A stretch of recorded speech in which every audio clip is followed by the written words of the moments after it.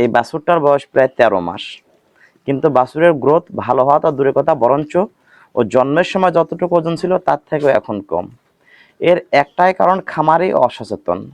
খামারি এই গরুটাকে ঠিক মতো হয়তো বা দুধ দিতে পারে না, হয়তো বা উনি অসচ্ছল ব্যক্তি, গরুটা হয়তো ভালো খাবার দিতে পারে না, বেশি দুধ হয় নাই, এই কারণে বাছুর দুধ পায় নাই। এরপর আবার যতটুকু দুধ হয়েছে বা না হয়েছে হয়তো সে নিজে কালেক্ট করছে, যার জন্য বাছুরটাও পরিপূর্ণ দুধ পায় নাই। এবং দ্বিতীয় কথা, এই বাছুরকে যে বছরে 3 থেকে 4 বার কৃমির ওষুধ খাওয়ানোর দরকার, উনি কিন্তু তাও খাওয়ায় নাই, যার জন্য দেখুন এর গায়ে শুধু চামড়া আর হাড্ডি দেখা যাচ্ছে, কোনো মাংস নেই। কৃমি রক্ত খায় আর গরু খাবার খায়।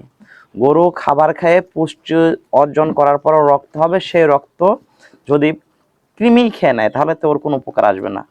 আর কৃমি অতিরিক্ত রক্ত চুষে খেয়ে নেওয়ার কারণে আজকে বাছুরটা কিন্তু উঠে দাঁড়াতে পারছেন না।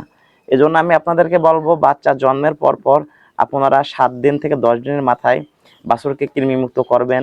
1 মাস বা 3 মাস এর মাঝে কৃমিমুক্ত করবেন। এরপর প্রতি 4 মাস অন্তর অন্তর অথবা 3 মাস অন্তর অন্তর বছরে মোট 4 বার কৃমি ওষুধ খাওয়াই দিবেন, তাহলে এই সমস্ত সমস্যাগুলো হবে না।